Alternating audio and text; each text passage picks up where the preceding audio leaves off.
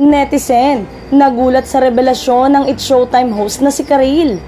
Maliban nga sa pagiging TV host ng noontime show na It's Showtime, bakit nga ba laging binabalikan ni Karil ang pagiging theater actress? Yan lamang ang isa sa mga naitanong sa kanya na magkaroon ng press conference, ang pagbibidahan niyang upcoming Broadway musical na Little Shop of Horror. Ang sagot niya, I don't know. There's just this big thrill and I actually got to talk to a lot of people.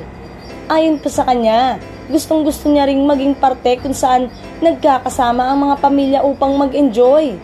Nagtatravel pa sila mula sa kung saan mang dako ng Pilipinas para manood, and they would really dress up, and you know, it was just a special day for the family, kwento niya.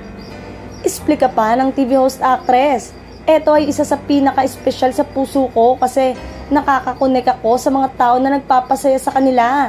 Naiintindihan nila ako. May communication ganon. I mean, I have daily shows in It's Showtime where we get to talk to everyone. Pero iba yung sa theater. Iba rin siya kasi parang it brings families from different generation together. Anya pa.